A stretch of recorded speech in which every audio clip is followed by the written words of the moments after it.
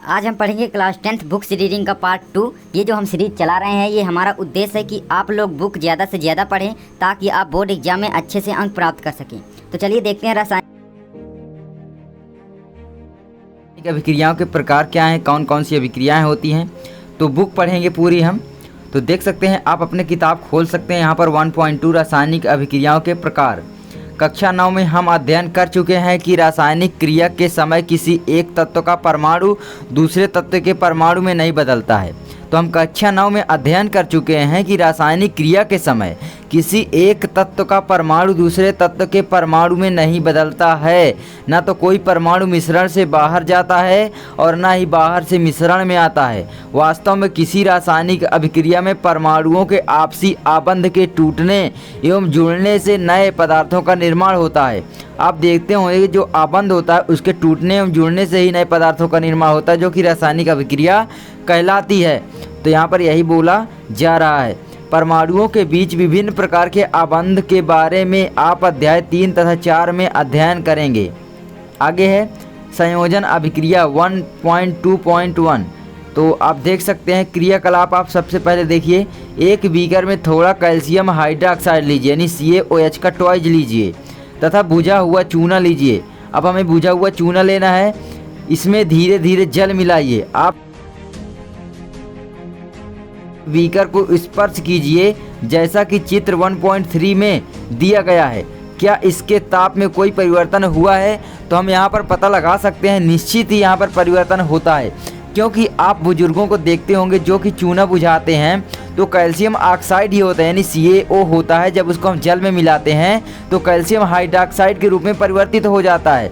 यहाँ पर मैं थोड़ा आपको बता दूँ, जो बुजुर्ग लोग चूना लाते हैं आप देखे होंगे CaO होता है, ठीक है, CaO होता है। जब हम इसकी जल के साथ यहाँ पर अभिक्रिया करते हैं, H2O के साथ अभिक्रिया कर देते हैं तो ये बन जाता है, यहाँ पर CaOH का टॉयज बन जाता है और कुछ गर्म भी पड़ जाता है क्योंकि ऊष्मा के रूप में और ऊर्जा निकल जाती है। CaOH का यहाँ पर टॉयज बन जाएगा। तो ये होता है यहाँ पर कुछ रासायनिक अभिक्रिया, ये वाला।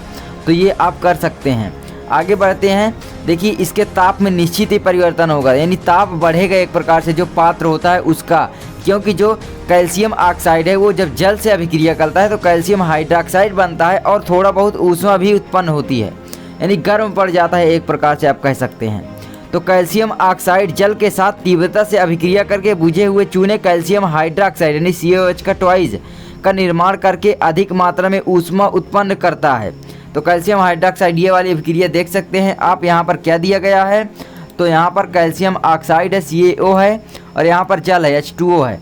तो यहाँ पर कैल्शियम हाइड्रोक्साइड बन गया और ऊष्मा भी यहाँ पर प्लस के रूप में आप लिख सकते हैं ऊष्मा, ठीक है, ऊष्मा यहाँ पर लिख सकते हैं। अब आगे देख सकते हैं, इस अभिक्रिया में कैल्शियम ऑक्साइड तथा जल मिलकर एकल उत्पाद कैल्शियम हाइड्रोक्साइड बनाते हैं। तो आप देख सकते हैं कैल्शियम ऑक्साइड और जल मिलकर यहाँ पर कैल्शियम हाइड्रोक्साइड यानी एकल उत्पाद बनाते हैं। इस प्रकार की अभिक्रिया को हम संयोजन अभिक्रिया कहते हैं। तो आप यहाँ पर बोल सकते हैं ऐसी अभिक्रिया जिसमें दो, या यहाँ पर इंपॉर्टेंट है, आप देख सकते हैं ऐसी अभिक्रिया जिसमें दो या दो से अधिक अभिकारक मिलकर एकल उत्पाद का निर्माण करते हैं उसे संयोजन अभिक्रिया कहते हैं। तो आप ये लिख सकते हैं, बहुत ही इंपॉर्टेंट है दोस्तों यहाँ पर, तो आप इसको लिख सकते हैं। तो ये मैंने हाईलाइट कर दिया। अब आगे देखिए, ऊपर की अभिक्रिया में निर्मित बुझे हुए चूने के विलयन का उपयोग दीवारों की सफ़ेदी करने के लिए किया जाता है। जो बुझा हुआ चूना होता है उसी का हम प्रयोग दीवार जो होती है यानी सफ़ेद, आप कहते हैं कि चूना पोत गया, तो वही होता है जो स्कूलों में लगा होता है। तो कैल्शियम हाइड्रोक्साइड का ही प्रयोग किया जाता है। हम चूना लाते हैं यानी कैल्शियम ऑक्साइड लाते हैं, फिर हम उससे कैल्शियम हाइड्रोक्साइड बना लेते हैं जल मिलाकर, फिर उसका प्रयोग होता है। तो आगे एक क्वेश्चन भी आपसे पूछा जाएगा तो इसका आंसर आप जरूर देना, तो इसको याद कर लीजिए। ऊपर की अभिक्रिया में निर्मित बुझे हुए चूने के विलयन का उपयोग दीवारों की सफ़ेदी करने के लिए किया जाता है। कैल्शियम हाइड्रोक्साइड वायु में उपस्थित कार्बन डाइऑक्साइड के साथ धीमी गति से अभिक्रिया करके दीवारों पर कैल्शियम कार्बोनेट की एक पतली परत बना देता है। तो यहाँ पर आप देख सकते हैं सफ़ेदी करने के 2-3 दिन बाद कैल्शियम कार्बोनेट का निर्माण होता है और इसे दीवारों पर चमक आ जाती है, यानी इससे दीवारों पर चमक आ जाती है। और रोचक बात यह है कि संगमरमर का रासायनिक सूत्र भी यहाँ पर दोस्तों कैल्शियम कार्बोनेट ही है, यानी जो कैल्शियम कार्बोनेट है वो भी संगमरमर का सूत्र है। तो आप देख सकते हैं इस प्रकार होता है। तो यहाँ पर देख सकते हैं कैल्शियम ऑक्साइड की जब जल के साथ यहाँ पर सॉरी दोस्तों कार्बन डाइऑक्साइड के साथ अभिक्रिया होती है तो कैल्शियम कार्बोनेट बनता है और जल बनता है। तो यहाँ पर देखिए ये आप देखेंगे जब चूना की पुताई हो जाएगी उस समय दीवार में चमक नहीं रहती है, उसके 2-3 दिन बाद चमक आती है, जिससे क्या होता है कि जो हवा में हमारे कार्बन डाइऑक्साइड गैस मौजूद होती है वो हमारे कैल्शियम हाइड्रोक्साइड के जो होता है हम चूना लगाते हैं उससे अभिक्रिया कर लेती है और कैल्शियम कार्बोनेट बना लेती है, जिससे हमारे दीवार पर चमक आ जाती है। तो आपसे अगर क्वेश्चन पूछ लेता है कि दीवारों पर चमक क्यों आ जाती है तो आप बोल देना कि कार्बन डाइऑक्साइड कैल्शियम हाइड्रोक्साइड से अभिक्रिया कर लेती है और कैल्शियम कार्बोनेट बना लेती है, जिससे ये चमकने लगता है। तो आप बोल सकते हैं। तो बहुत ही आसान है आपको याद करना, इस तरह अगर आप याद करेंगे अगर आप समझ कर। तो अब देख सकते हैं मैंने आपको आंसर बताते जा रहा हूं। तो अब आगे देखिए, आइए संयोजन अभिक्रिया के कुछ और उदाहरण पर चर्चा करते हैं। देख सकते हैं कार्बन जब ऑक्सीजन के साथ अभिक्रिया करते हैं तो यहाँ पर कार्बन डाइऑक्साइड बनता है। अब कार्बन डाइऑक्साइड क्यों बोला जाता है? क्योंकि यहाँ पर 2 लगा हुआ है। आप देख सकते हैं यहाँ पर 2 लगा हुआ है। अगर यहाँ पर CO बस होता, ठीक है, केवल CO तो हम यहाँ पर बोलते मोनो, और 3 होता तो ट्राई, इसीलिए ये बोला जाता है। अब नीचे आएंगे, देख सकते हैं दूसरा अभिक्रिया जब हाइड्रोजन तथा ऑक्सीजन से जल का निर्माण होता है, यानी H2 + O2 तो H2O बन जाता है। अब ये संतुलित करने के लिए लगाया गया है, जो यहाँ पर 2 लगाया गया है और यहाँ पर 2 लगाया गया है, आप जानते होंगे। सरल शब्दों में हम कह सकते हैं कि जब 2 या 2 से अधिक पदार्थ या तत्व, देख सकते हैं सरल शब्दों में हम कह सकते हैं कि जब 2 या 2 से अधिक पदार्थ तत्व या यौगिक संयोग करके एकल उत्पाद का निर्माण करते हैं तो ऐसी अभिक्रियाओं को संयोजन अभिक्रिया कहते हैं। तो ये देख सकते हैं बहुत ही इंपॉर्टेंट है। तो आप ये देखिए संयोजन अभिक्रिया की परिभाषा मिल जाती है यहाँ से, तो आप यहाँ से आसानी से कर सकते हैं। तो इस तरह आप कर लीजिए, यहाँ से देख सकते हैं। आगे है क्रियाकलाप 1.4 में हमने यहाँ भी देखा कि अधिक मात्रा में ऊष्मा उत्पन्न होती है, इससे अभिक्रिया मिश्रण गर्म हो जाता है। मैंने पहले भी आपको बताया था, जिन अभिक्रियाओं में उत्पाद के निर्माण के साथ साथ ऊष्मा भी उत्पन्न होती है उन्हें ऊष्माक्षेपी रासायनिक अभिक्रिया कहते हैं। तो आप बोल सकते हैं ऐसी रासायनिक अभिक्रिया जिसमें उत्पाद बनने के साथ साथ ऊष्मा का भी निर्माण होता है या ऊष्मा भी बनती है या ऊष्मा भी उत्पन्न होती है, तो उसे हम ऊष्माक्षेपी अभिक्रिया कहते हैं। तो यहाँ से ये भी बहुत ही इंपॉर्टेंट है, आपसे पूछ सकता है ऊष्माक्षेपी अभिक्रिया क्या होती है, तो आप इसको कर लेना। अब यहाँ पर ऊष्माक्षेपी अभिक्रिया का उदाहरण है प्राकृतिक गैस का दहन। प्राकृतिक गैस क्या होती है? मेथेन आप बोलते हैं। तो मेथेन का दहन जब हम करते हैं तो मेथेन गैस देख सकते हैं CH4 है प्लस यहाँ पर दोस्तों ऑक्सीजन है। तो ये सड़े हुए गोबर से उत्पन्न होती है, आप जानते होंगे, यानी जो हमारे जो रासायनिक पदार्थ सड़ जाते हैं उनसे ये उत्पन्न होती है। गोबर गैस जो बोलते हैं आप, वही होती है। तो मेथेन जब ऑक्सीजन के साथ अभिक्रिया करती है तो कार्बन डाइऑक्साइड यहाँ पर बन जाता है, ठीक है, कार्बन डाइऑक्साइड, और यहाँ पर जल बन जाता है। तो और फिर ऊर्जा भी उत्पन्न होती है। तो ये किस प्रकार की अभिक्रिया हुई आप बताइए यहाँ पर। तो क्या आप जानते हैं कि श्वसन एक ऊष्माक्षेपी अभिक्रिया है? हाँ, हम जानते हैं, बिल्कुल ये श्वसन की ही अभिक्रिया हो रही है, ठीक है। आप देख सकते हैं, अभी आगे पढ़ेंगे। हम सभी जानते हैं कि जीवित रहने के लिए हमें ऊर्जा की आवश्यकता होती है। यह ऊर्जा हमें भोजन से प्राप्त होती है। पाचन क्रिया के समय खाद्य पदार्थ छोटे छोटे टुकड़ों में टूट जाते हैं, जैसे चावल, आलू तथा ब्रेड में कार्बोहाइड्रेट होता है। इन कार्बोहाइड्रेट के टूटने से ग्लूकोज प्राप्त होता है। यह ग्लूकोज हमारे शरीर की कोशिकाओं में उपस्थित ऑक्सीजन से मिलकर हमें ऊर्जा प्रदान करता है। इस अभिक्रिया का विशेष नाम श्वसन होता है। तो आपसे आगे एक क्वेश्चन में पूछा भी जाएगा कि श्वसन क्या होता है, तो आप यहाँ से अगर याद कर लेंगे यहाँ से यहाँ तक तो आसानी से आप कर पाएंगे, यानी आपको यहाँ से और यहाँ तक आपको याद करना पड़ेगा। तो इसको मैं हाईलाइट कर देता हूँ, आप क्वेश्चन ढूंढ लेना, आपको मिल जाएगा। तो ये हो गया। अब देखिए ग्लूकोज, यहाँ पर ग्लूकोज का सूत्र होता है C6H12O6, ठीक है। तो ग्लूकोज यहाँ पर है जब ये हमारे ऑक्सीजन के साथ अभिक्रिया करता है। आप देख सकते हैं हमारे ऑक्सीजन के साथ अभिक्रिया करा और यहाँ पर जल के साथ, तो यहाँ पर कार्बन डाइऑक्साइड और जल और ऊर्जा का निर्माण होता है। अब यहाँ पर ये कैसे हुआ आप थोड़ा यहाँ पर समझिए। देखिए जब हमें यहाँ पर ग्लूकोज प्राप्त होता है तो ग्लूकोज से जब ऑक्सीजन अभिक्रिया करती है, आप यहाँ पर आप पढ़े हैं जब हम कुछ भी पदार्थ खाते हैं तो हमें कार्बोहाइड्रेट प्राप्त होता है। चावल हो गया, आलू हो गया, कुछ भी खाते हैं तो कार्बोहाइड्रेट मिलता है। अब वही कार्बोहाइड्रेट टूट जाता है ग्लूकोज के रूप में। तो ग्लूकोज के रूप में जब टूट जाता है तो यहाँ पर आप देख सकते हैं ग्लूकोज है। अब आप जानते हैं ऑक्सीजन जो लेते हैं सांस के द्वारा, तो ऑक्सीजन यहाँ पर लिए तो ग्लूकोज से ऑक्सीजन क्रिया करिए, अब हम पानी भी पीते हैं तो यहाँ पर पानी हो गया, ये तीनों हमारे अंदर जाकर अभिक्रिया कर लिए तो श्वसन हो गया। ठीक है, श्वसन के दौरान यही अभिक्रिया होती है कि आप बोल सकते हैं ग्लूकोज, ऑक्सीजन और यहाँ पर जल अभिक्रिया करके कार्बन डाइऑक्साइड, जल और यहाँ पर दोस्तों ऊर्जा प्रदान करते हैं। देख सकते हैं जैसे हमारा शरीर, आप पूरा सोचिए कि देख सकते हैं कार्बन डाइऑक्साइड का हम निष्कर्षण कर देते हैं। ठीक है, और यहाँ पर जल जो है हमारा निष्कर्षण हो जाता है मूत्र के द्वारा, पसीने के द्वारा, बहुत सारे ठीक है वर्ज्य पदार्थ है ये निष्कर्षण हो जाता है और ये ऊर्जा हमें काम करने की शक्ति प्रदान कर देती है। तो देख सकते हैं आप आसानी से सोच कर भी कर सकते हैं। आगे है तीसरा, शाक सब्जियों वनस्पति द्रव्य का विघटित होकर कंपोस्ट बनना भी ऊष्माक्षेपी अभिक्रिया का ही एक उदाहरण है। आप देख सकते हैं साग सब्जी जो है वो सड़ गल जाती हैं, विघटित हो जाती हैं, तो कंपोस्ट आप मान सकते हैं, खाद बन जाती हैं। तो वह भी ऊष्माक्षेपी आप देखेंगे वो एक प्रकार से गर्म रहती है अंदर। आप कभी खाद को खोद कर देखना, अंदर हाथ डालना, वो एक प्रकार से ऊष्मा उसमें रहती है, गर्म रहती है।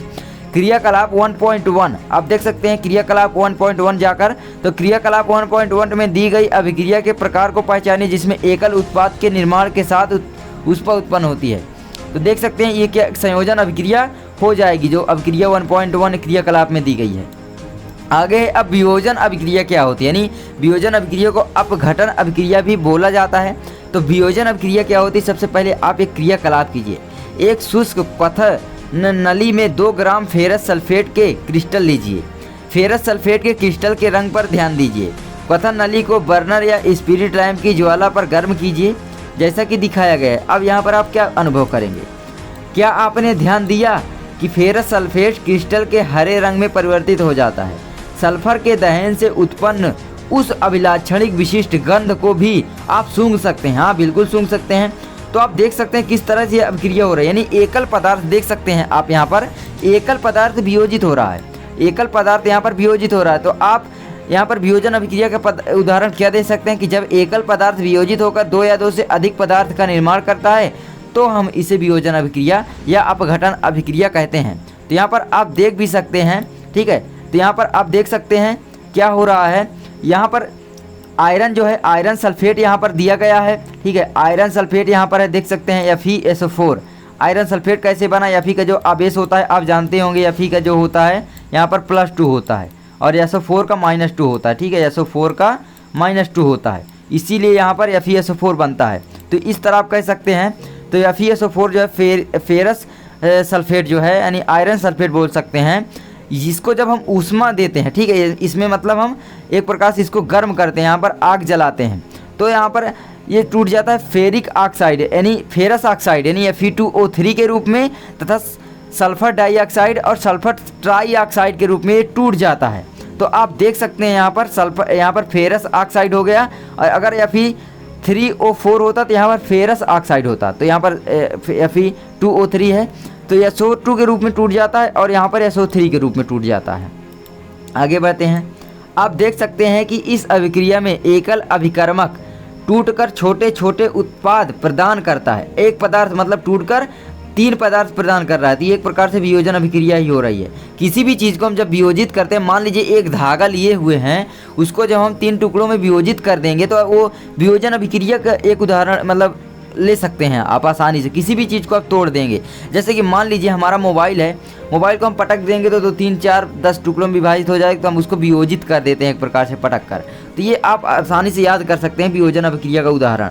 तो आप बोल सकते हैं इस अभिक्रिया में एकल अभिकर्मक टूटकर छोटे छोटे उत्पाद प्रदान करता है, यह एक वियोजन अभिक्रिया है। गर्म करने पर फेरस सल्फेट यानी फेरस सल्फेट इंटू जो है 7H2 ये क्रिस्टल का जल है का क्रिस्टल जल त्याग देता है और क्रिस्टल का रंग बदल जाता है। इसके उपरांत यह फेरिक ऑक्साइड आप देख सकते हैं Fe2O3 यानी फेरिक ऑक्साइड, सल्फर डाइऑक्साइड यानी SO2 तथा सल्फर ट्राईऑक्साइड यानी SO3 में वियोजित हो जाता है। फेरिक ऑक्साइड ठोस है जबकि SO2 तथा SO3 यहाँ पर क्या है, गैसें हैं। तो आप देख सकते हैं किस तरह से ये हो जाता है। तो ये फेरिक ऑक्साइड है। अब अगर FeO होता तो फेरस ऑक्साइड होता, ठीक है। तो ये Fe2O3 है क्योंकि ऑक्सीजन का 2 है, यहाँ पर Fe का 3 लगा हुआ है आवेश, तो ये फेरिक ऑक्साइड है। अगर FeO होता तो फेरस ऑक्साइड बोला जाता। तो देख सकते हैं अब ऊष्मा देने पर क्या होता है? ऊष्मा देने पर कैल्शियम कार्बोनेट का कैल्शियम ऑक्साइड तथा कार्बन डाइऑक्साइड में वियोजित होना एक प्रमुख वियोजन अभिक्रिया है जिसका उपयोग विभिन्न उद्योगों में होता है। कैल्शियम ऑक्साइड को चूना या बिना बुझा हुआ चूना कहते हैं। आप देख सकते हैं कैल्शियम ऑक्साइड जो होता है उसको आप बिना बुझा हुआ चूना जो कहते हैं, बाजार से लाते हैं बहुत सारे लोग खाने के लिए, फिर उसको पानी में डालकर बुझाते हैं, फिर वो कैल्शियम हाइड्रोक्साइड का रूप धारण कर लेता है। उस कैल्शियम हाइड्रोक्साइड का हम सफ़ेदी करने के लिए प्रयोग करते हैं और वही कैल्शियम हाइड्रोक्साइड जब कार्बन डाइऑक्साइड से अभिक्रिया कर लेता है तो उसमें चमक उत्पन्न हो जाती है और वो संगमरमर का सूत्र भी एक ही होता है, कैल्शियम कार्बोनेट बन जाता है। तो आप इस तरह बहुत ही आसानी से याद कर सकते हैं। यानी आप अभिक्रिया वाइज चलते जाइए तो आपको याद हो जाएगा। तो ऊष्मा देने पर कैल्शियम कार्बोनेट, कैल्शियम ऑक्साइड तथा कैल्शियम कार्बन डाइऑक्साइड में वियोजित होना एक प्रमुख वियोजन अभिक्रिया है जिसका उपयोग विभिन्न उद्योगों में होता है। कैल्शियम ऑक्साइड को बिना यानी चूना या बिना बुझा हुआ चूना कहते हैं। इसके अनेक उपयोग में से एक उपयोग सीमेंट के निर्माण में होता है। ऊष्मा के द्वारा की गई वियोजन अभिक्रिया को ऊष्मीय वियोजन कहते हैं। तो आपसे उपयोग भी पूछा जा सकता है कि कौन कौन से उपयोग है। कोई दो उपयोग आपसे एग्जाम में हर हाल में पूछा जाता है तो आप बोल सकते हैं कैल्शियम ऑक्साइड का यानी चूने का प्रयोग हम सीमेंट बनाने के लिए करते हैं और चूने का प्रयोग हम घरों में पुताई करने के लिए करते हैं। तो ये और खाने के लिए करते हैं और उद्योगों में करते हैं। तो ये उद्योगी आप कह सकते हैं हो गया। तो ये दो प्रयोग भी आपको याद हो जाएंगे आसानी से। देखिए बुक पढ़ने से कितना आप सभी लोगों को फ़ायदा हो रहा है। अब देखिए कैल्शियम कार्बोनेट जो हमने बनाया था, कैल्शियम हाइड्रोक्साइड में जब हम कार्बन डाइऑक्साइड मिला देते हैं तो कैल्शियम क्या बन जाता था? कैल्शियम कार्बोनेट बन जाता था। अब यही कैल्शियम कार्बोनेट को फिर हम ऊष्मा देते हैं यानी एक प्रकार से गर्म करते हैं तो आप यहाँ पर देख सकते हैं क्या बन जाता है। तो यहाँ पर जब हम इसको गर्म किए तो यहाँ पर कैल्शियम ऑक्साइड और कार्बन डाइऑक्साइड के रूप में फिर से टूट जाता है। आप देख सकते हैं पुनः टूट जाता है। ये पुनः अगर आपसे प्राप्त करने के लिए बोले यहाँ पर कि आप कैल्शियम ऑक्साइड कैसे प्राप्त करेंगे कैल्शियम कार्बोनेट से, तो आप बोल लेंगे कैल्शियम कार्बोनेट को जब हम गर्म कर देंगे तो कैल्शियम ऑक्साइड तथा कार्बन डाइऑक्साइड प्राप्त हो जाएगी। तो यहाँ से आप आसानी से ये सब याद कर सकते हैं। अब आगे बढ़ते हैं। ऊष्मीय वियोजन अभिक्रिया का एक अन्य उदाहरण क्रियाकलाप 1.6 में दिया गया है। तो ये देख सकते हैं क्रियाकलाप 1.5 है। अब 1.6 ऊपर दिया गया था। एक क्वथन नली में 2 ग्राम लेड नाइट्रेट का चूर्ण लीजिए, ठीक है, लेड नाइट्रेट यानी PbNO3 का ट्वाइज लीजिए। चिमटे से क्वथन नली को पकड़कर ज्वाला के ऊपर रखकर इसे गर्म कीजिए। क्या देखेंगे आप? आपने देखा यदि कोई परिवर्तन हुआ तो उसे नोट कीजिए। अब यहाँ पर देखिए क्या हो रहा है, ठीक है, पर यहाँ पर ले रहे हैं। अब देखिए आप देखेंगे कि भूरे रंग का धुआं उत्सर्जित होता है। अब हम प्रयोग तो नहीं करेंगे ना, तो स्कूल में प्रयोग करता हमें किताबी ज्ञान ही नॉलेज हमें गेन करना होगा। तो यह नाइट्रोजन डाइऑक्साइड यानी NO2 का धुआं है। यह अभिक्रिया इस प्रकार होती है। आप देख सकते हैं यहाँ पर अगर कैल्शियम कार्बोनेट को हमने तोड़ा तो यहाँ पर क्या बन गया? कैल्शियम ऑक्साइड और कार्बन डाइऑक्साइड बन गया, क्योंकि यहाँ पर कार्बन भी है और ऑक्सीजन भी है। तो इसी तरह दोस्तों यहाँ पर जब PbNO3 है, ठीक है, PbNO3 आप बोल सकते हैं लेड नाइट्रेट है, इसको जब हम तापन करते हैं, इसको हम ऊष्मा देते हैं एक प्रकार से आप बोल सकते हैं, इसको हम गर्म करते हैं। तो यहाँ पर देख सकते हैं लेड ऑक्साइड और यहाँ पर लेड ऑक्साइड के रूप में परिवर्तित हो जाता है और साथ में नाइट्रोजन डाइऑक्साइड, वहाँ पर कार्बन डाइऑक्साइड बना था, यहाँ पर नाइट्रोजन डाइऑक्साइड बन जाता है और ऑक्सीजन यहाँ पर ज़्यादा मात्रा में है, इसलिए यहाँ पर ऑक्सीजन गैस भी निकलती है। तो ये देख सकते हैं कितने सरल अभिक्रियाएँ हैं, आप आसानी से ये सब कर सकते हैं। आइए क्रियाकलाप 1.7 और 1.8 में दी गई कुछ अन्य अपघटन अभिक्रियाएँ करें। तो ये आप कर लेना, सब देख लेना, ठीक है। अब नीचे आएंगे, यहाँ पर देख सकते हैं 1.6 का क्या है। एक प्लास्टिक का मग लीजिए, इसकी तली में 2 छिद्र करके उसमें रबड़ का डाट लगा दीजिए। इन छिद्रों में कार्बन इलेक्ट्रोड डाल दीजिए, यानी हम एक प्रकार से जल का विद्युत अपघटन करेंगे। यहाँ पर ये बोला जा रहा है क्योंकि कार्बन इलेक्ट्रोड जो जल में डालेंगे वो जल का विद्युत अपघटन ही कर रहे हैं, उसमें हम विद्युत देंगे तो वो अपघटित हो जाएगा, टूट जाएगा यहाँ पर पुनः हाइड्रोजन और ऑक्सीजन के रूप में। तो यहाँ पर देख सकते हैं, ये आप पढ़ सकते हैं, ठीक है, कोई इसको पढ़ना इतना इम्पोर्टेंट भी नहीं है, फिर भी हम पढ़ लेते हैं। एक प्लास्टिक का मग लीजिए, इसकी तली में 2 छिद्र करके उसमें रबड़ का डाट लगा दीजिए। हम एक प्लास्टिक का मग लिए, उसमें यहाँ पर 2 छिद्र लगा दिए, ठीक है, 2 छिद्र यहाँ पर डाल दिए। इन छिद्रों में कार्बन इलेक्ट्रोड डाल दिए। कार्बन इलेक्ट्रोड हैं, आप देख सकते हैं ये जो हैं ये कार्बन इलेक्ट्रोड हैं, ठीक है, ये वाली जो 2 हैं ये कार्बन इलेक्ट्रोड हो गई। कार्बन इलेक्ट्रोड डाल दिए जैसा कि चित्र में दिया गया है। इन इलेक्ट्रोडों को 6 वोल्ट की बैटरी से जोड़ दीजिए। अब इसमें देख सकते हैं हम विद्युत अपघटन करेंगे, यानी विद्युत धारा प्रवाहित करेंगे। आप देख सकते हैं 6 वोल्ट की बैटरी है जो विद्युत धारा यहाँ पर ले जा रही है। ठीक है, यहाँ पर विद्युत धारा जा रही है। तो अब आगे है, मग में इतना जल डालिए कि इलेक्ट्रोड उसमें डूब जाए, यानी जो इलेक्ट्रोड हम कार्बन के लिए हैं वो डूब जाएं। जल में तनु सल्फ्यूरिक अम्ल की कुछ बूंदें डाल दीजिए। आप बैटरी को देखते हैं यार, मतलब जो तनु सल्फ्यूरिक अम्ल में बैटरी, जब हम विद्युत अपघटन करते हैं तो बैटरी भी आप देखते होंगे उसमें बुलबुले उठते हैं। तो इसी तरह जल का अपघटन भी होता है।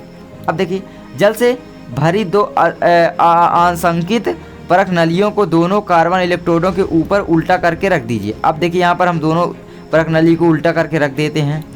अब विद्युत धारा प्रवाहित करके इस उपकरण को थोड़ी देर तक छोड़ दीजिए। दोनों इलेक्ट्रोड पर आप क्या देखेंगे, आप देख सकते हैं दोनों इलेक्ट्रोड पर आप बुलबुले बनते देख सकते हैं। ये बुलबुले आसंकित नली से जल को विस्थापित कर देते हैं। क्या दोनों परख नलियों में एकत्रित गैस का आयतन समान है? जब दोनों परख नलियां गैस से भर जाएं, तब इन्हें सावधानी पूर्वक हटा लीजिए। एक जलती हुई मोमबत्ती को दोनों परख नली के मुंह के ऊपर लाकर इन गैसों की जांच कीजिए। सावधानी आपको रखना है, इन चरण की शिक्षक द्वारा सावधानी पूर्वक किया जाना चाहिए। ठीक है, आप शिक्षक के साथ रहें। दोनों स्थितियों में क्या होता है, दोनों परख नलियों में कौन से गैसें हैं? यार हमारे इंडिया का एजुकेशन सिस्टम ही बेकार है। ठीक है, आपको प्रयोग तो कराया नहीं जाएगा। अगर आपकी स्कूल प्रयोग होता है तो बहुत अच्छी बात है। हमारे स्कूल में तो कभी नहीं हुआ प्रयोग। आपके में शायद 90% छात्रों के स्कूल में प्रयोग नहीं होता है, तो सब आपको रटना ही पड़ता है। तो आप रटने की कोशिश ना करें, नंबर कम आते हैं कोई बात नहीं, बस आप समझिए। ठीक है, आप कल्पना कीजिए अपने मन के अंदर। अब यहाँ पर क्या आप देखेंगे, एक और आप देख सकते हैं 1.8 में चाइना डिश में 2 ग्राम सिल्वर क्लोराइड लीजिए, यानी AgCl लीजिए। क्या लेंगे आप? AgCl लेंगे। ठीक है, AgCl लेंगे। अब यहाँ पर लिखते नहीं बन रहा है। अब इस चाइना डिश को थोड़ी देर के लिए सूर्य के प्रकाश में रखें, मतलब हम इसे AgCl को गर्म करेंगे। तो AgCl को जब गर्म करते हैं, कोई भी पदार्थ है यार, जैसे कि हम अगर Ag यहाँ पर देख सकते हैं, अगर Ag और Cl2 की अभिक्रिया कराते तो यहाँ पर बन जाता AgCl। लेकिन अब AgCl को फिर से हम गर्म करेंगे तो ये फिर से यही फॉर्म में टूट जाएगा। ठीक है, तो आप देख सकते हैं कितनी सरल अभिक्रिया है। AgCl हो गया, इसमें हम ऊष्मा दिए, यानी सूर्य का प्रकाश दिए या ऊष्मा या गर्म किए, कुछ भी किए, तो यहाँ पर Ag के रूप में टूट जाता है। और यहाँ पर क्लोरीन यानी क्लोराइड के रूप में टूट जाता है, क्लोरीन के रूप में। तो आप देख सकते हैं ये संतुलित करने के लिए 2 लगाया गया है, कोई दिक्कत नहीं है। अब यहाँ पर देखिए, उसी तरह सेम ब्रोमाइड के साथ होगा, आयोडाइड के साथ होगा, एक ही ग्रुप के एलिमेंट है ये। तो सिल्वर ब्रोमाइड भी इसी प्रकार अभिक्रिया करता है, देख सकते हैं। केवल ये ब्रोमाइड बदला हुआ है यहाँ पर भी और यहाँ पर भी, और वो सब एक ही है। तो ये देख सकते हैं AgBr जब यहाँ पर सूर्य का प्रकाश प्राप्त करता है तो Ag के रूप में, और यहाँ पर ब्रोमाइड के रूप में टूट जाता है, ब्रोमीन के रूप में। ऊपर दी गई अभिक्रिया का उपयोग श्याम श्वेत फोटोग्राफी में किया जाता है। तो ये अभिक्रिया पूछ सकता है, तो ये वाला आप याद कर लीजिए कि ये वाली जो अभिक्रिया है किसमें प्रयोग में आती है। तो यहाँ पर ऊपर दी गई अभिक्रिया का उपयोग किस में आता है?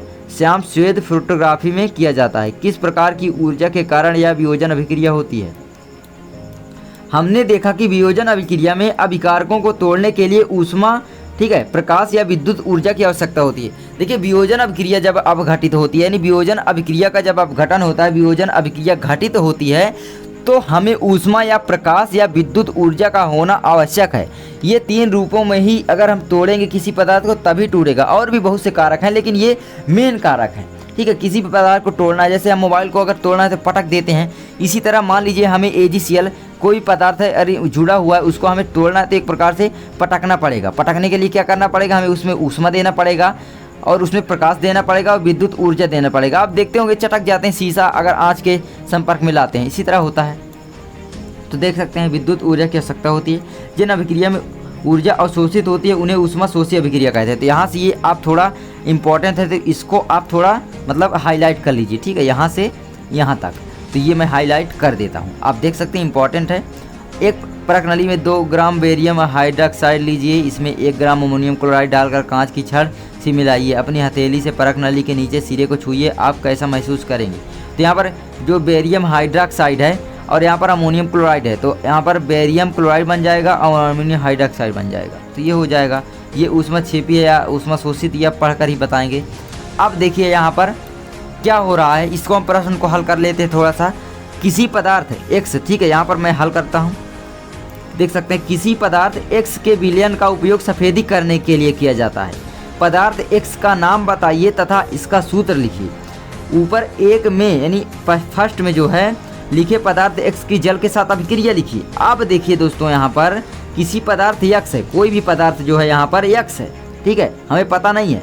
विलयन का उपयोग सफ़ेदी करने के लिए किया जाता है, तो सफ़ेदी करने के लिए किसका प्रयोग करते हैं हम? कैल्शियम हाइड्रॉक्साइड का प्रयोग करते हैं। तो पदार्थ X का नाम लिखिए तथा इसका सूत्र लिखना है। अब हमें पदार्थ X का नाम लिखना है, तो कैल्शियम हाइड्रॉक्साइड का तो हम सफ़ेदी करने के लिए करते हैं, लेकिन हमसे किसी पदार्थ X के विलयन का उपयोग बोल रहा है। नहीं, कैल्शियम ऑक्साइड एक प्रकार का इसका विलयन है, तो X क्या हो जाएगा? कैल्शियम ऑक्साइड हो जाएगा, यानी CaO हो जाएगा। इसकी जब हम जल के साथ अभिक्रिया करते हैं तो कैल्शियम हाइड्रॉक्साइड बन जाता है, आप जानते होंगे। तो यहाँ पर यही हो रहा है, ठीक है। मैं यहाँ पर थोड़ा सा आपको बता देता हूँ। तो यहाँ पर जब देखिए किसी पदार्थ X का उपयोग होता है, तो यहाँ पर जो हमारे पास कैल्शियम, यहाँ पर कैल्शियम ऑक्साइड होता है, यहाँ पर प्लस जब हम करते हैं दोस्तों H2O के साथ, जल के साथ अभिक्रिया करवाते हैं, तो ये बन जाता है कैल्शियम हाइड्रॉक्साइड, CaOH का यहाँ पर ट्वाइस बन जाता है। तो ये आप कर सकते हैं, ठीक है। अब देखिए यहाँ पर पदार्थ X का नाम क्या होगा, तो आप बता देंगे आसानी से कैल्शियम हाइड्रॉक्साइड हो जाएगा। लेकिन अगर आपसे पूछ लेता है कि पदार्थ X का जो जल के साथ अभिक्रिया लिखिए और फिर जो पदार्थ प्राप्त हो उसका कार्बन डाइऑक्साइड के साथ अभिक्रिया लिखिए, तो कैल्शियम ऑक्साइड हमें प्राप्त हुआ, कैल्शियम यहाँ पर हाइड्रॉक्साइड, सॉरी कैल्शियम हाइड्रॉक्साइड। इसको जब हम कार्बन डाइऑक्साइड से अभिक्रिया करवाते हैं यहाँ पर, तो क्या होता है, यहाँ पर बन जाता है कैल्शियम कार्बोनेट बन जाता है, Ca यहाँ पर बन जाता है CaCO3, सॉरी यहाँ पर CaCO3 बन जाता है, प्लस H2 बन जाता है। तो ये इस तरह कर सकते हैं आसानी से। तो इस तरह आप कर लेंगे, आसानी से क्वेश्चन हल हो गया। अब ये नीचे वाला क्वेश्चन तो आपसे पूछा नहीं जाएगा, लेकिन फिर भी मैं यहाँ पर थोड़ा सा बता देता हूँ। देखिए क्रियाकलाप 1.7 में आप देख लीजिए, एक परख नली में एकत्रित गैस की मात्रा दूसरी से दोगुनी है, उस गैस का नाम बताइए। अब देखिए उस गैस का नाम हम बताते हैं। देखिए जो हम प्रयोग किए थे, ठीक है, मान लीजिए जल लिए, उसका विद्युत अपघटन यहाँ पर बोल रहा है कि विद्युत अपघटन कीजिए एक प्रकार से, ठीक है। तो हम इसका अपघटन करते हैं, तो यहाँ पर हम जल लिए H2O लिए, ठीक है, H2O, इसका हम विद्युत अपघटन करते हैं। क्या करते हैं, यहाँ पर विद्युत प्रवाहित करते हैं, ठीक है, विद्युत इलेक्ट्रोड डालकर, आप अभी पढ़े होंगे, विद्युत प्रवाहित किए। अब यहाँ पर ये H2 और O2 के रूप में टूट जाएगा, किसके रूप में? H2 और O2 के रूप में। तो यहाँ पर मैं सही से लिख देता हूँ, ठीक है, H2O, जैसे मान लीजिए यहाँ पर हो गया H2O प्लस यहाँ पर क्या हो गया, सॉरी यहाँ पर आगे बढ़ते हैं, तो H2 के रूप में ये टूट जाएगा और प्लस यहाँ पर बन जाएगा, क्या बन जाएगा, यहाँ पर O2 बन जाएगा, ठीक है। ये अपघटन हो गया। अब देखिए यहाँ पर क्या ये संतुलित है? नहीं संतुलित है, तो हम यहाँ पर 2 का गुणा कर देंगे, तो ये क्या संतुलित है अभी?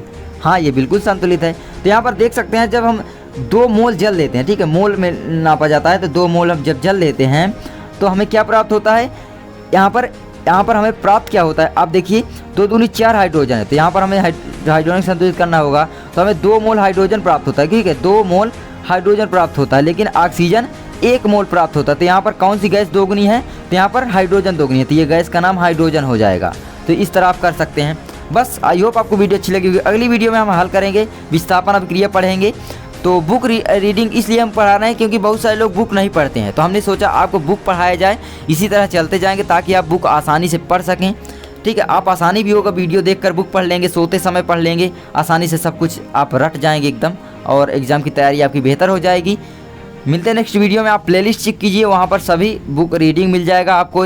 और ये जो क्वेश्चन हल हैं ये हम पेन कॉपी में हल किए हैं, तो आप जाकर हमारी प्लेलिस्ट चेक कीजिए, सभी क्वेश्चन आपको चैप्टर वाइज पूरा मिल जाएगा, क्लास 10th का जो साइंस का है।